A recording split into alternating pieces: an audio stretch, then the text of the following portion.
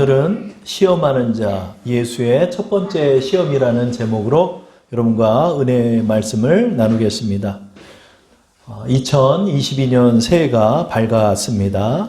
우리가 신년을 맞이하면서 우리 주사랑교회는 특별히 우리 예수님께서 공생의 사역을 시작하실 때서부터 그 사역을 마치실 때까지 우리 예수님의 행보를 우리 함께 걸어보자 하는 주제로 삼아 보았습니다.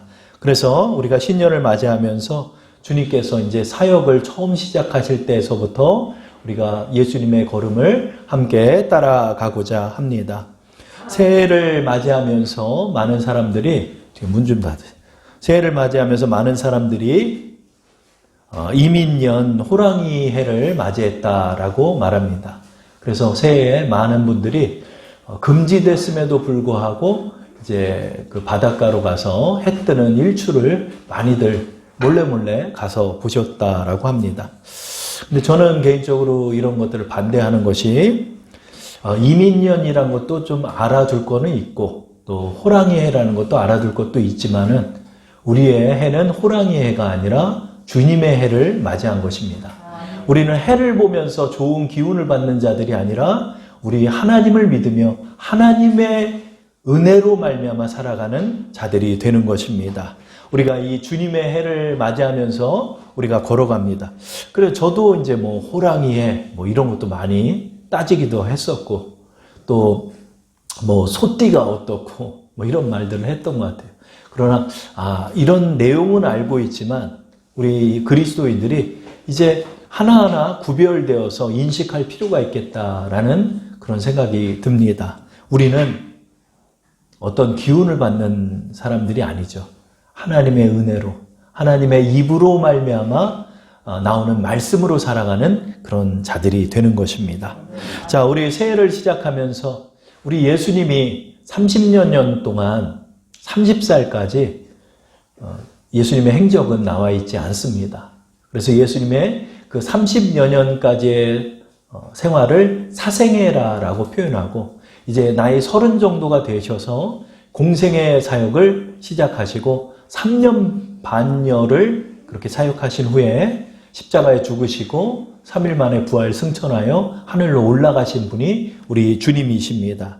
자, 우리 예수님의 이제 공생의 시작서부터 우리가 신년을 맞이하며 우리의 예수님의 걸어가시는 길을 따르고자 합니다. 예수님의 공생의 사역의 시작은 어떻게 시작하셨을까요?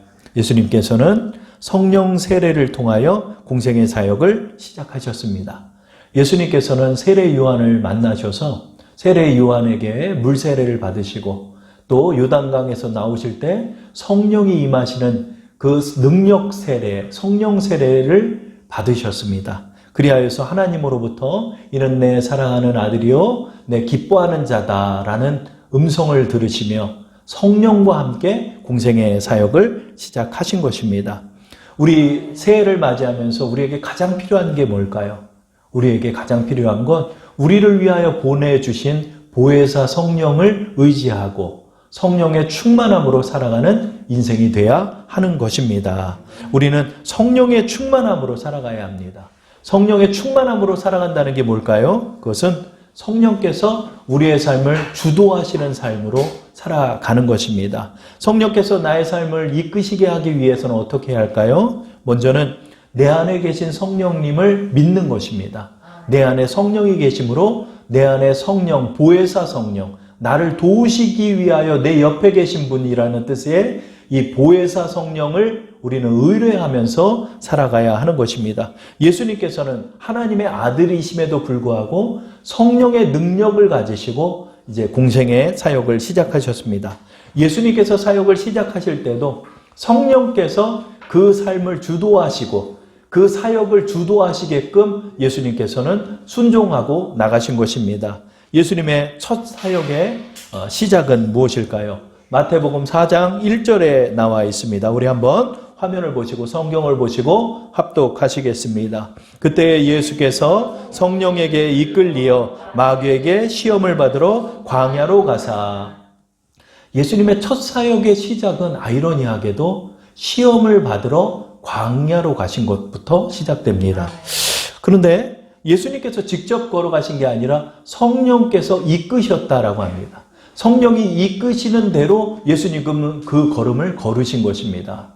바로 이것은 성령께서 주도하시는 삶, 성령 사역으로 시작하시는 삶을 예수님도 시작하셨다는 것을 우리에게 말씀하고 있는 것입니다. 그러므로 우리는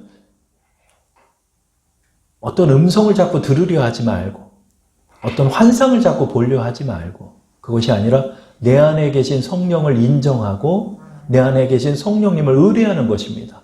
의뢰한다고 그래서 내 귀에 뭐가 들리는 건 아니지만 여러분께서 성령께 의뢰하고 나갈 때 성령이 여러분의 삶을 인도하시는 것입니다. 여러분을 이끌어 주시는 것입니다. 우리가 송구 영신 예배를 이렇게 드렸는데 우리 찬영이가 불의의 사고를 당했어요. 졸다가 그냥 책상에 눈을 쪄가지고 눈이 1cm가 찢어졌어요. 그래가지고 송구 영신 예배 끝나자마자 저 한일병원 응급실로 지금 달려갔는데 아이고 이걸 꿰매야 된다네.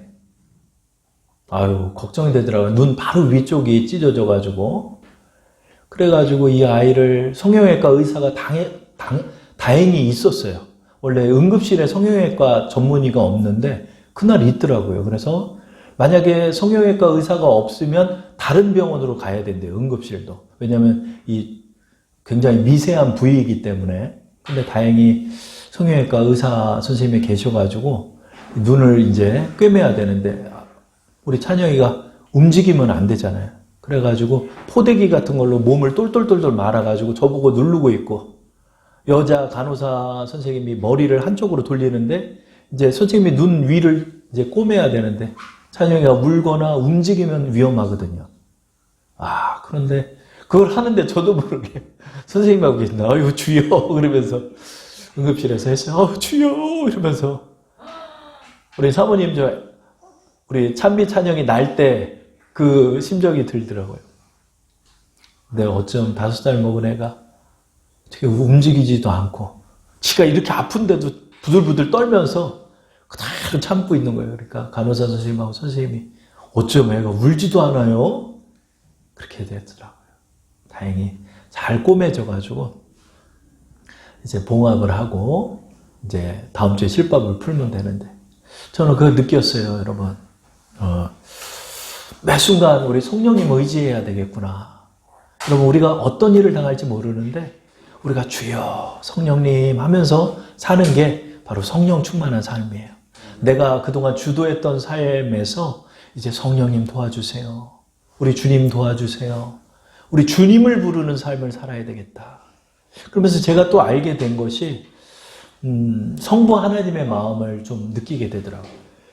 여러분 예수님을 보내신 하나님의 마음은 어떨까요? 예수님이 지금 40일을 굶고 이제 시험을 봤는데 성부 하나님의 마음은 얼마나 힘들었을까요? 예수님이 십자가에 못 박혀 죽으실 때는 우리 하나님의 마음은 얼마나 찢어질까요? 그 아들이시잖아요. 저는 세 반을 꼬매는데도 이렇게 마음이 찢어질 것 같이 아픈데 그 아들을 우리를 위하여 내주신 하나님의 마음을 저는 송구 영신 예배 이후에 응급실에서 그걸 또 느끼게 되더라고요. 하나님께서 지금 우리 주님과 함께 하시고 성령께서 지금 우리 주님을 인도하고 계세요. 그런데 성령의 인도로 뭔가 잘 되는 길을 걸을 것 같은데 아이러니하게 광야로 가셨다는 거죠. 광야로 가서 마귀를 만나셨다라고 하는 것입니다. 여러분 우리 이제 예수님의 사역의 공생의 사역을 함께 따라가 보려 하는데 예수님의 사역의 시작이 마귀를 만나는 일이었다는 거예요. 여러분 우리가 새해를 맞이하면서 다들 지금 새 희망과 소망을 품고 더 잘 되기를 소망하면서 우리가 기도하고 나갔습니다. 그러나 우리가 영적으로 기억할 것은 뭐냐면 우리의 대적자가 있다는 사실입니다. 우리를 꿰는 자, 속이는 자, 유혹하는 자가 있다는 것입니다. 4장 1절 말씀에 그때 예수께서 성령에게 이끌리어 마귀에게 시험을 받으러 광야로 가서 마귀에게 시험을 받으러 갔다는 거예요. 여러분 우리가 2022년 한 해 동안도 사단 마귀는 여러분을 시험한다는 사실입니다. 여러분, 우리가 이제 새해를 맞이하면서 우리가 기억할 것은 우리를 유혹하는 자가 있다는 것입니다. 눈에 보이지 않는 악한 영이 있다는 것입니다. 우리는 이것을 분별하면서 깨어있는 신앙인이 돼야 이 마귀의 시험을 이길 수 있다는 것입니다. 그래서 우리는 이것을 인식해야 합니다. 아, 악한 영이 존재하고 우리의 대적자가 존재하는구나. 이 마귀라는 뜻은 이 디아블로스라는 뜻입니다. 이 디아블로라는 뜻은 무슨 뜻일까요? 이것은 비방하는 자, 중상하는 자, 속이는 자라는 뜻이에요. 여러분, 악한 영의 능력을 여러분들이 기억해야 돼요. 악한 영은 여러분의 눈에 나타나서 여러분을 미혹하는 게 아니에요. 여러분의 생각의 영역 속에 여러분으로 하여금 믿음을 잃게 하고자 부더니도 여러분을 속이고 부더니도 여러분을 중상하고 부더니도 하나님을 오해하게 하고 그래서 그 믿음을 잃게 함으로 그들이 노리는 것이 있다는 것입니다. 그들이 노리는 것이 뭘까요? 누가복음 8장 12절에 말씀하고 있습니다. 우리 한번 읽어볼까요? 길가에 있다는 것은 말씀을 들은 자니 이에 마귀가 가서 그들이 믿어 구원을 얻지 못하게 하려고 말씀을 그 마음에서 빼앗는 것이요. 그들의 목적은 하나입니다. 그들이 아니죠. 그는 여러분의 돈을 노리지 않습니다. 그는 여러분의 건강을 노리지 않습니다. 그는 여러분의 마음을 노리고 있습니다. 여러분의 마음이 믿지 못하는 마음을 갖게 하는데 그 목적이 있는 것입니다. 여러분을 믿지 못하게 하는 그 모든 것이 마귀의 속임입니다. 그것은 TV의 매체도 될 수 있습니다. 여러분의 가장 친한 친구도 될 수 있습니다. 세상의 사상이 될 수도 있습니다. 여러분이 먹고 사는 문제일 수도 있습니다. 그 모든 것을 통하여 사단 마귀는 여러분을 넘어뜨리고자 하는 것입니다. 여러분의 믿음 안에 있는 그 구원을 뺏어서 함께 멸망하고자 하는 것이 악한 영의 속셈이 되는 것입니다. 우리는 이것을 분별하며 마귀의 시험을 이겨나가는 한 해로 삼아야 하는 것입니다. 예수님은 시험을 받으러 광야로 가셨습니다. 그런데 그냥 간 게 아니라 40일을 밤낮으로 금식하셨다라고 말씀하고 있습니다. 우리 2절의 말씀을 우리 함께 합독하겠습니다. 40일을 밤낮으로 금식하신 후에 줄이신지라. 아멘. 예수님께서 마귀를 대적하기 위해 그냥 간 게 아닙니다. 예수님은 거룩하신 분입니다. 예수님께서는 하나님의 완전한 신성과 육신의 완전함을 갖고 계신 분입니다. 그런데도 우리 예수님은 40일을 금식하셨습니다. 우리 여러분 어제 순종하신 분들은 아마 하루 금식을 하셨을 것입니다.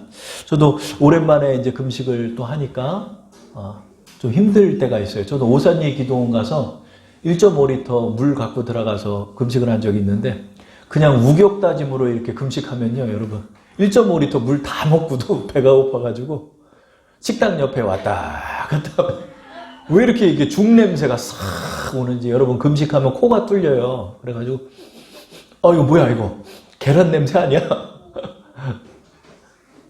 그래요. 근데 주님은 40일을 여러분 금식했대요. 여러분 이 40일은 이게 함부로 할 금식이 아니에요. 그래서 40일 금식하다 순교하신 분도 계세요. 어떤 목사님은 그 명함 뒤에 명함을 딱 주신대요. 그 명함을 딱 받아 뒤에 딱 보면 40일 금식 기도 2회 이렇게 써 있대요. 이게 그렇게 자랑할 문제는 아니죠.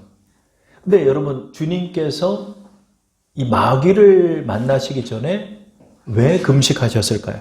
이 금식의 의미는 뭘까요? 여러분도 다 40일 금식하라 하시는 걸까요? 그런 의미는 아니죠. 여러분 이 금식의 의미는 우리로 더욱더 하나님께 집중할 수 있도록 하는 것입니다. 세상에 너무 우리가 취해서 살다 보니까 이 기도도 잘 안 돼요, 여러분. 기도 안 하시던 분들은 10분 기도를 못 해요. 세상에 너무 물들어 있었던 우리로 하여금 이제 오직 하나님께로만 집중할 수 있게 하는 것이 이 금식이죠.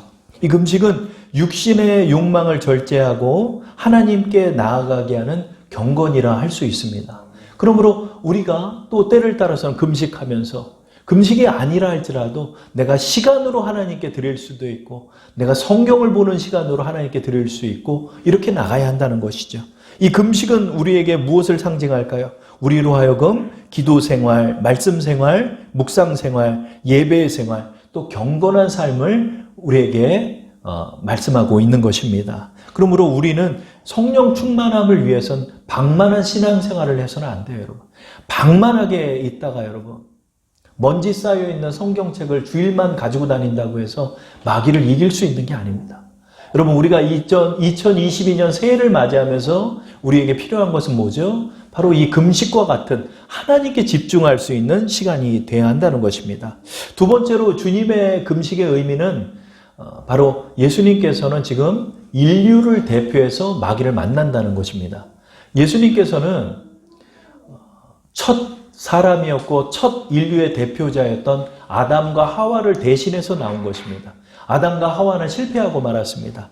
아담과 하와는 마귀의 유혹을 이겨내지 못하고 마귀의 시험을 이겨내지 못한 채 인류를 파멸의 길로 이끈 장본인이 되었습니다. 아담과 하와의 불순종으로 말미암아 온 인류는 멸망의 길을 향하여 걸어가게 되었습니다. 그러므로 첫 아담이었던 그 아담과 하와는 실패한 인류의 대표였습니다. 그 인류의 대표를 대신하여서 마지막 아담으로 우리 주님이 오신 것입니다. 지금 마귀의 시험을 받는 건 인류의 대표로서 예수님께서 마귀에게 시험을 받는 것입니다. 그러므로 예수님의 이 금식은 바로 인생의 고난에 동참하시는 인류의 대표로서 받으시는 그 고난이 되는 것입니다. 예수님께서는 예수님의 굶주림은 우리 이스라엘 민족의 40여년의 이 굶주림의 생활 또 결핍으로서의 그런 생활들에 동참하시는 그 대표적인 의미를 갖고 있어서 주님께서는 40일을 금식하신 것입니다. 여러분, 이 40일은요, 금식 함부로 했다가는 그냥 사람 죽어요. 이 40일은 아무나 할 수가 없어요, 여러분. 하나님의 은혜와 역사가 없이는 이렇게 금식 못하죠. 예수님은 지금 서 있기도 힘들어요. 말 한마디 하기도 힘든 상황입니다. 그러나 이 고난에 동참하셔서 인류를 대표해서 그 결핍 가운데 마귀를 만나시는 것입니다.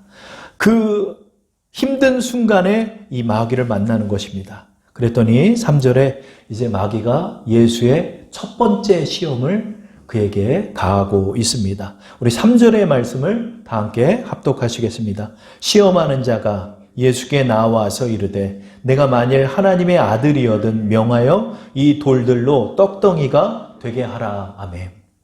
시험하는 자가 있답니다. 광야로 갔더니 마귀가 시험하는 자로 서 있답니다. The tempter라고 합니다. 유혹자로서 그는 서 있는 것입니다. 여러분, 우리가 새해를 맞이하며 우리가 걸어갈 때 여러분 눈앞에 The tempter, 유혹자, 디아블로, 여러분을 비방하는 자, 여러분의 빈틈을 노리는 자, 여러분을 속이려 하는 자가 서 있다는 사실을 여러분 기억해야 합니다. 매 순간마다 여러분 생각 속에서 악한 영들이 역사하는 것입니다.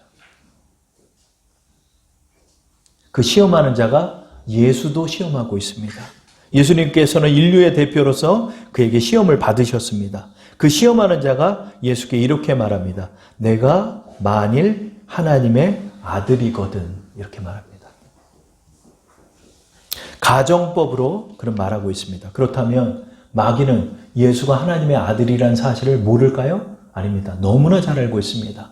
예수님의 공생의 사역 중에 그 귀신 들린 사람이 귀신에 의해 말할 때 이렇게 말합니다. 당신은 거룩한 하나님의 아들입니다 라고 말할 때 예수님께서는 그에게 조용하라 라고 명하셨습니다. 귀신들도 예수님이 하나님의 아들이심을 알고 있습니다. 당연히 마귀도 알고 있습니다. 그럼에도 불구하고 자기가 알고 있음에도 불구하고 만일 내가 하나님의 아들이거든 이라고 말합니다. 혹시나 내가 하나님의 아들이냐? 바로 예수님의 정체성을 흔들고 있는 것입니다. 여러분, 매 순간마다 신년에 마귀가 여러분을 유혹할 때 여러분에게 여러분의 정체성을 흔들고 나가는 것입니다. 내가 하나님의 자녀이냐? 내가 그리스도인이냐? 잘 알고 있으면서도 여러분에게 그 빈틈을 노리고 여러분의 정체성을 뒤흔들려 하는 것입니다. 여러분, 우리의 정체성을 흔들 때가 많습니다. 저도 목회자이지만 항상 그런 음성이 들릴 때가 있습니다. 내가 목사냐? 내가 목회자이냐? 그래, 나는 목회자이다. 나는 그리스도인이다.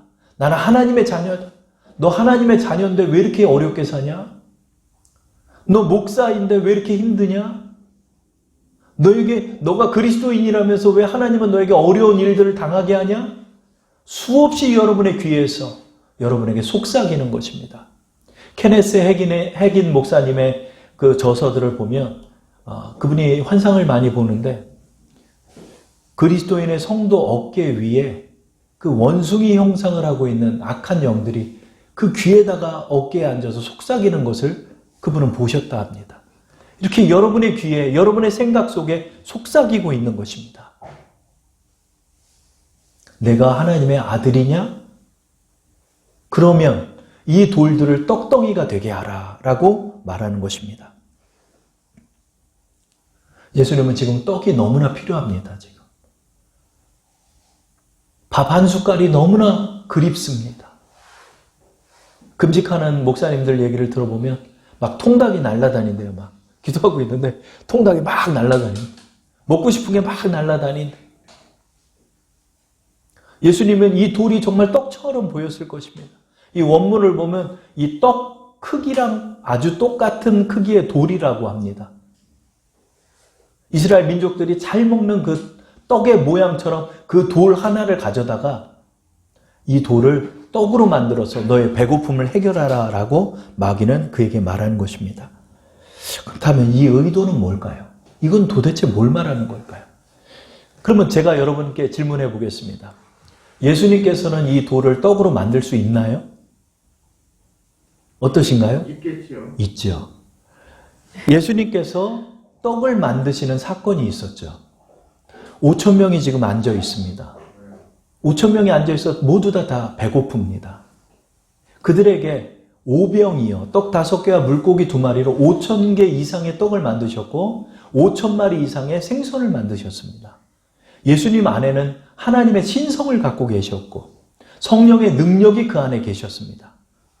그러므로 이 돌을 떡으로 만들어 그 스스로 배고픔을 해결할 수 있었습니다. 그렇기 때문에 예수님에게 그렇게 말하는 것입니다. 너 이 돌을 떡으로 만들 수 있지 않냐?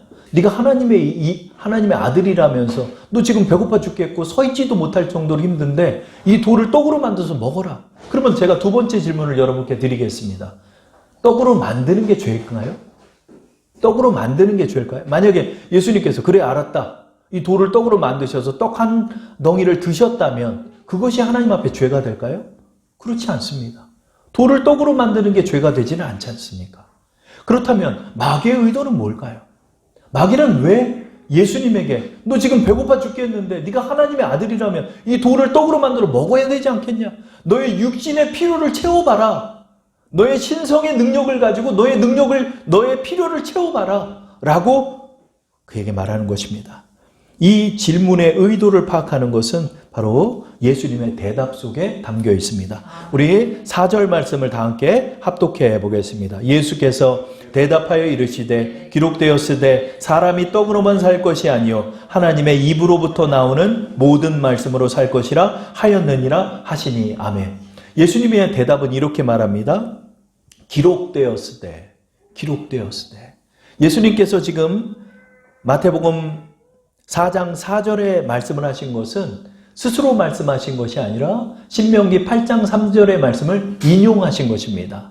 이 신명기의 말씀은 출애굽하였던 이스라엘 민족에게 하셨던 하나님의 말씀입니다. 그래서 예수님께서는 기록되었으되라고 말씀하고 계신 것입니다. 이것이 무엇일까요? 예수님의 확고한 의지를 사단 마귀에게 말하는 것입니다. 나는 성경에 입각한 가치관을 가지고 성경에 입각한 마음을 가지고 살 것이다 라고 말하는 것입니다. 그래서 예수님의 대답 속에 기록되었으되서부터 시작하는 것입니다. 기록되었으되 하나님께서 이렇게 말씀하셨으니 나는 이 말씀대로 살 것이다 라고 예수님께서는 말씀하고 있는 것입니다. 여기에 우리의 지혜가 있습니다. 여러분 우리의 생각의 근거가 어디 있습니까? 우리의 판단에 있습니까? 여러분의 이성에 있습니까? 그렇지 않습니다. 주의 말씀에 있는 것입니다. 내가 묵상한 말씀, 주께서 내게 주신 말씀이 나의 사고의 근거가 된다라고 예수님께서는 고백하고 있는 것입니다. 이것이 마귀를 이길 수 있는 첫 번째 방법입니다. 기록되었으되 예수님의 세 번째 시험까지 모두 다 예수님께서는 기록되었으되라고 말씀하며 시작합니다. 여러분, 우리는 새해를 어떻게 열어가며 마귀를 어떻게 이길까요? 바로 말씀의 검으로 이기는 것입니다. 말씀의 검, 우리의 전신갑주 중에 유일한 공격 무기는 검입니다. 그것이 바로 말씀입니다. 마귀를 뵐 수 있는 방법이 뭘까요? 기록되었으되입니다. 기록되었으되. 내가 하나님의 아들이냐? 그렇다. 그 근거가 어디 있느냐? 기록되었으되 영접하는 자 곧 그 이름을 믿는 자들에게는 하나님의 자녀가 되는 권세를 줬기 때문에 나는 하나님의 자녀다라고 말할 수 있는 것입니다. 여러분이 그렇게 선포하시면 다시는 사단 마귀가 여러분의 귀에서 속삭이지 못합니다. 여러분이 말씀에 근거하여 말씀 위에 서 있기 때문입니다. 예수님께서는 기록되었으되라고 말씀하고 계신 것입니다. 그리고 연이어 말씀합니다. 사람이 떡으로만 사는 것은 아니다. 여기서 중요한 의미는 떡이 필요함을 예수님이 인정하고 있다는 것입니다. 사람이 떡이 필요하다. 그러나 떡만으로 사는 것은 아니다 라고 말씀하시는 것입니다. 이 떡이 뭘까요? 우리의 삶을 대표하는 것입니다. 우리가 사는데 필요한 돈, 물질, 집, 자녀 교육, 학업, 명예, 부, 건강, 인간관계, 사회생활, 이 모든 것을 의미하는 것입니다. 예수님께서는 이렇게 말씀하는 것입니다. 사람이 돈이 필요하다. 사람이 명예도 필요하다. 사람이 인적 네트워크도 필요하다. 그러나 그것만으로 사는 게 아니다 라고 예수님께서는 말씀하고 있습니다. 그리고 연이어 이렇게 말씀합니다.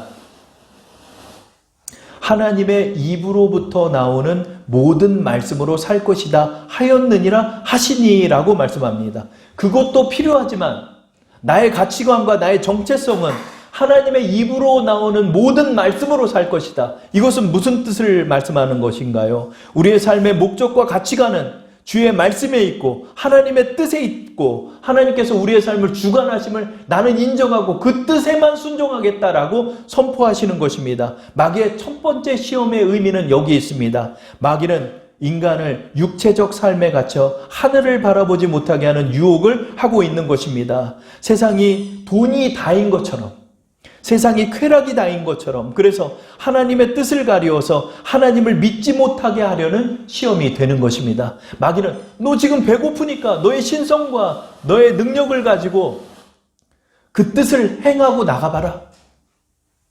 떡을 만들 수 있습니다.